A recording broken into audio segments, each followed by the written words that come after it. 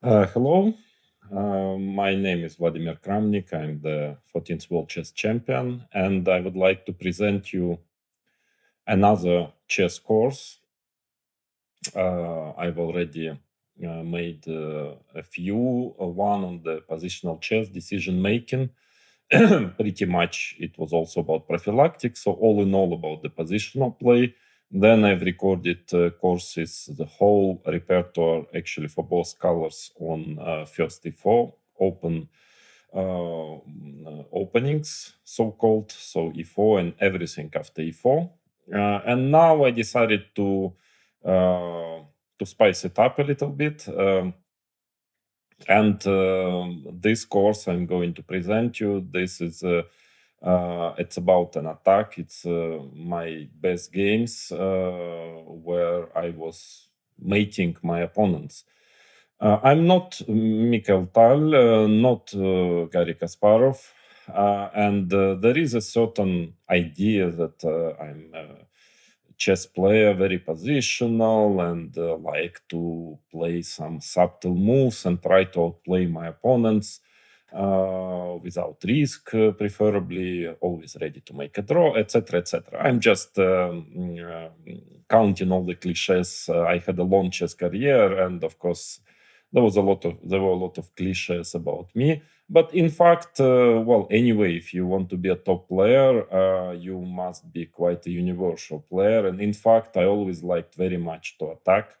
And with my surprise, actually, to my surprise, when preparing this course, I realized that I have actually a lot of games where I was uh, organizing a mating attack against very top players. So I would like to share it with you. I think those games are also of quite good quality. Not only the winners, on the winner side, but also from my opponent, it was not a very bad play. Yeah, otherwise it doesn't have too much educational value, and in general doesn't, in my opinion, if your opponent is playing really badly, then it just lets you everything and you mate easily. Yeah, it's not so interesting. So I try to avoid that kind of games. So, and during this course, I really believe you will learn a lot. So that will help you not only actually playing such positions when one of the kings, sometimes, by the way, there are some games when both kings are weak, but at least one of the kings is vulnerable, not only to make use of it, the best use of in such situation when you are on the attacking side, but also actually to defend. I think there are a lot of variations. I mean, it's I try to analyze it really deeply.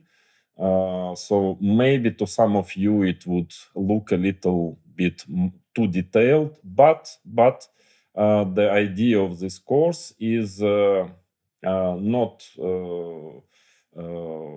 mainly, actually, the idea of this course is to improve your level, your attacking skills and defending skills, not only to show off and to show how well I play chess from time to time, but of course it's also one of the ideas. No, I'm joking, but seriously, uh, in during these lessons you will see games of mine.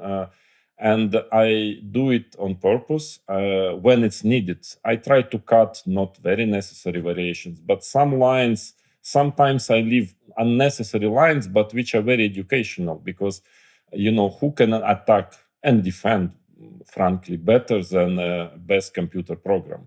So when you are nowadays, so when you analyze with stockfish, and okay, the game is very interesting to watch. Sometimes it's also spectacular, but in those analyses, I'm showing always what is the best way according to engines to attack, and also the best defense against these best moves, best attacking moves. So that is maybe even more useful in order to learn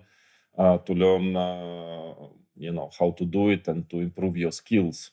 Also, I believe it's pretty entertaining. I mean, most of the games, at least to my taste, are really also very interesting. A lot of variations which are really fascinating. I mean, and they're logical. It's not like I just try to show you some line just for the sake of it, for the sake of beauty. No, they're actually very important lines. Sometimes there will be more than one time, in this course, we are going together with you. We are going to attack being a queen down, or even more than queen. You will see some examples of this. So fasten your seatbelts, expect some fascinating lines. I'm sure you will also enjoy it, but it's not only about pleasure, it's also about improving, understanding how to attack, improving your skills.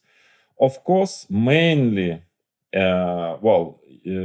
what is important is your own experience. Yeah, that is with you can learn lots of courses, but finally, what improves your skills is especially, for example, defensive skills, or what makes you be sharper and more alert in such situations is when you kind of get crushed a couple of times, got mated badly, and that somehow stays in your mind very well.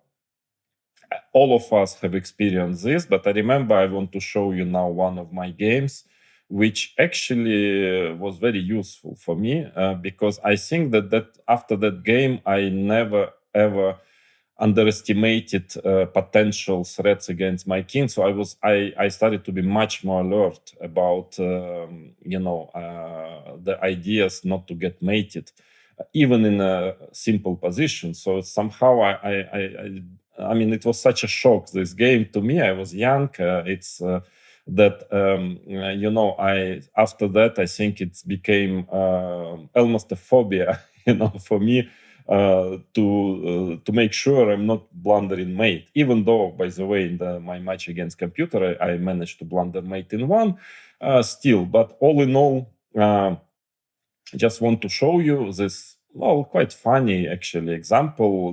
Not that I was feeling so funny after that game, but still, okay, I was already quite a good player. Actually, I had 2490 rating and 14 years old. It was played in Sochi, 1989. Against Gennady Tudnik, a very good Russian Soviet at that time, master, very experienced player. And actually, at that time there were very few tournaments, so that was a chance for me to fight for the norm of international master, norm, because at that time Soviet Union there were very few opportunities to play abroad. So I just didn't. It was my first. Even with a rating 2490, it was my first ever opportunity to fight for this title. Somewhere in the middle of the tournament, I played this game, and this is the position on the board. I'm playing white. I remember plenty of time in this position, and it's completely winning. I have 3 extra pawns. It's been winning already for quite a while. I was just collecting pawns with my rooks, and here, I don't know, obviously any move wins. Let's say e6 is the simplest. Okay, king g3, just getting my king safe, just in case. You don't need it, but just in case. I don't know what happened here. Why did I play this move? But I thought, because anyway, it doesn't make much sense, so I cannot really understand the point. But I decided, why not? I was just playing more or less a tempo already, last few moves, because, there is nothing to play anymore. It's just I was waiting for my opponent to resign. And I decided, just let's collect another pawn. I played rook g5. I guess you already know what happened. My opponent played, because the idea was probably to get the pawn on h4, then to exchange rooks, and then rook g4, rook takes h4, and then he's going to resign. But king f4 came. And I still remember my feeling. I mean, it was like a cold sweat, after king f4. Suddenly I realized that I'm actually losing my rook or getting mated. And okay, I resigned. What to do?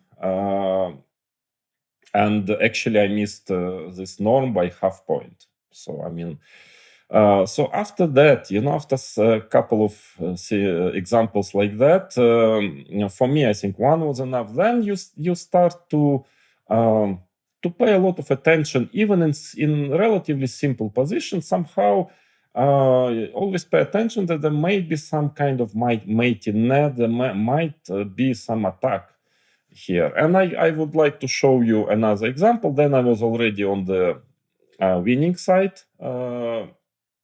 Where in a position I played already with Ivan Sokolov already in 2005. Of course, I was already world champion, grandmaster, Vacanze tournament. And this is a position I had white from the Rui Lopez. And it looks like, very normal position. Endgame, white is at the moment pawn up, but f3 pawn is weak. And logical. I started to consider moves like king g2, but then knight, first of all, king h8 is pretty okay, but also knight d3 might come. And let's say some variation, knight e4, like this, king h2, rook takes f3, rook g1 check, king goes to f7, to the center, rook g3, probably exchanging rooks, knight e2, and probably the game should end in a draw. Maybe white is a little bit better, but no more than that. And then, suddenly I was already probably, having in mind that it's maybe possible to organize some attack here. It looks strange, yeah. Maybe if not that previous game I've shown you, I wouldn't even get to this idea. But all of a sudden, I realized that I have some threats here after a4. a4, this is actually the move to start a direct attack against black's king, believe me or not. It also shows how actually, even in simple position, how alert you should be about your king or your opponent's king. Yeah, I mean, even in endgames, and I had more than one endgame with very few pieces on the board, when suddenly one of the kings is getting into mating net. So a4, and the situation is not so easy for black. I mean, I will not show you all the lines, but actually white is better here. For instance, if rook takes f3, a, b, a, b, now king g2. Relatively best is rook d3, but after takes knight e4, and very important that my rook has the a file. The situation is pretty unpleasant for black. But in case if black just takes pawn on b3, what's the problem? The problem is king h2. And suddenly there is almost unstoppable threat, rook g1 check. Let's say if black plays a move like rook d3, then check, and mate, rook a8. That's why I need my a line open. And actually, the only way for black to save his king here from direct mate is to play king g7. After rook g1 check, king h6, but it's clear after rook a7, threatening knight f7 check. I mean, black can still fight, but probably it's lost. There is some way to avoid immediate mate, to give up exchange, but white should be winning probably. So, but black played rook takes b3. Ivan Sokolov played, also still, I think, not fully understanding what is the point of a4. A, b, and king h2. And here he understood that the threat is just killing. Yeah, rook g1, knight f7. Very sudden, that black king is getting under attack. So king g7 was played, rook g1 check, king h6. Now rook g4, there was also interesting move, rook a7, but black could still resist as well, but rook g4. So I'm building a very simple mating net. I want to play rook h1 and rook h4 mate, So knight c6, suddenly the attack is just practically unstoppable. So knight c6, rook h1, and the final mistake was made. Actually, after rook b4, strangely enough, there is no direct mate, so black can still fight. With the idea after knight e4, king h5. I mean, hard to believe that it's not direct mate, but for some reason, computer pretends that it's not, because in case, for instance, king g3, there is king h6, king escapes, king h2, king h5 back. Of course, black's position is very difficult anyway, with such a king on h5, but there is no direct mate. And at minimum, by the way, white can just pick up the pawn first. I mean, the king is eternally weak. If you take on g4, I will, I will take with fg pawn, just being a pawn up in the endgame, and of course rook b5, rook h4 mate. So, but Ivan Sokolov played king h5, but that is, I think he missed a very nice trick at the end. So now rook g7, and now the game is over, because of course if king h6, knight f7 check, takes, now white is just winning. So h6, and I played knight e4, and actually I think here Ivan resigned, because I'm threatening knight g3 check and rook g4 mate. I think what he missed, he wanted to take on f3 here. The idea, if knight g3, then black can take and actually fight here, because he gets knight d4 next. Let's say if g knight d4, and you're still, not so easy to mate, still g4 check, king h4 comes. So, and black has some maybe chances here to save the game. But that what he missed is that after rook g4, actually, I suppose the idea was to play knight d4 now again, nothing else. And quite a beautiful mate. Knight g3 check, rook takes g3, f takes g3, threatening rook h4 mate, knight takes f5, and now the only way for white to win, I think you already found it. Rook h4 check, knight takes h4, g4 mate. So so I wanted to show you with this example that this thematic of creating a mating attack, it can occur in the opening, in middle game, but also in endgame. So this course I give, in the meanwhile, giving you variations, analyzing those games. I give also, in the meantime, a lot of advices, also psychological advices. I mean, how to play, what kind of mindset you must have when you are defending or attacking, and as well as purely chess advice. I even try to formalize actually what are the major elements of play. What are the major motives when you are attacking, for example? And in fact, there are not so many.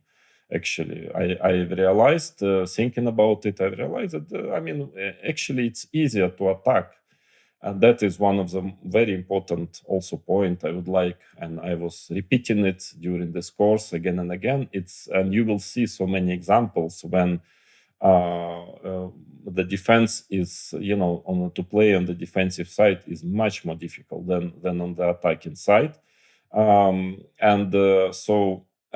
In my opinion, for instance, if the position is objectively equal, let's put it this way, let's say modern engines are assessing it as equal.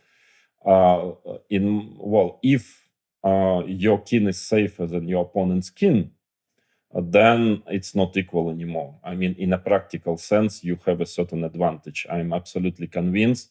Statistics of my games, statistics of any other, I think, games of any other players, more or less similar level, shows that the side which is having threats against the opponent's king, in general, has better statistics. So enjoy the course, and I wish you to mate your opponent even more often after this course, and I hope that this course will really help you in general to understand chess better. It's always one of my hidden ideas. Any course I'm recording, I'm presenting to you is also about actually understanding of chess. This time it's combined with aesthetical pleasure, so which should make it even more interesting, enjoyable for all of you. Thank you.